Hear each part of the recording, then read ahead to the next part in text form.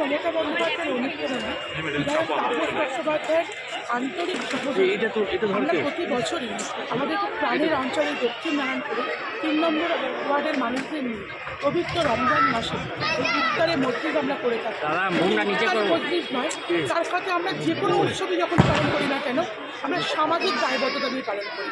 আমাদের বিধায়ক আমাদের বলেন যে মানুষের দেখুন ইফতারের মসজিদ আমরা করেছি, আগামীকাল যখন আমরা এখানে আসবো এই মাঠটা দেখবেন ফাঁকা, এত সুন্দর প্যান্ডেলও থাকবে না, এত সুসজ্জা থাকবে না, কিন্তু মানুষের পাশে থাকার অঙ্গীকারটা আমাদের থেকে যাবে। তাই আমরা যখন দুর্গা পুজো পালন করি বা যখন আমরা কালী পুজো পালন করি বা আমরা বড়দিন পালন করি বা আমরা ইফতারের মসজিদ পালন করি না কেন আমরা মানুষের পাশে থাকি। আজকে আমরা এই মঞ্চতে আপনারা দেখলেন যে সোহান আলী আমার ওয়ার্ডের একটু 3 বছরের ছেলে বাচ্চা, তার কিডনি রোগে সে আক্রান্ত, জীবন মৃত্যুর সাথে লড়াই করছে। আমরা সকলে তার উদ্দেশ্যে দোয়া করেছি এবং আমার অনারিয়াম থেকে তাকে 20,000 টাকা এবং ঈদের নতুন বস্ত্র তার হাতে তুলে দিয়ে আমরা বলেছি নারায়ণপুরবাসীর ঈদ সোহান আলীকে দিয়ে শুরু করি।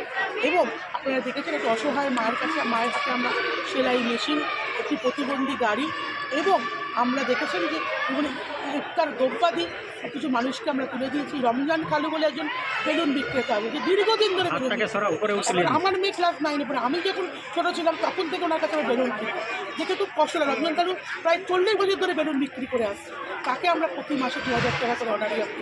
এটাও এই মঞ্চ থেকে আমরা তুলে দিলাম। বিভিন্ন অ্যাক্টিভিটি নিয়ে আমাদের কাজ করলাম।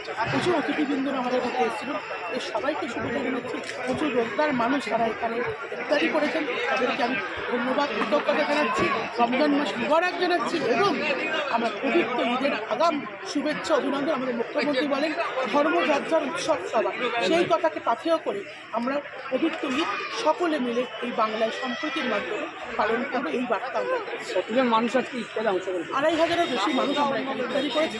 আমাদের এখানেই প্রচুর মানুষ করেছেন, মহিলারা যেহেতু একটু আড়ালে করে আমাদের মুজাফফর আহমেদ স্কুলে থেকে প্রচুর মহিলারা ইফতারি করেছেন এবং তার পাশে আমাদের একটা শিশু উদ্যান আছে, সেখানেও প্রচুর মানুষ ইফতারি করেছেন। এবং সকাল থেকে এই ওয়ার্ডের আমাদের নেতৃত্ব কর্মীবৃন্দ, মহিলা কর্মীবৃন্দরা তারা নিজের হাতে ফল কাটা থেকে শুরু করে বিভিন্ন রকম সহযোগিতা যে প্রস্তুতি তারা সহযোগিতা করেছেন।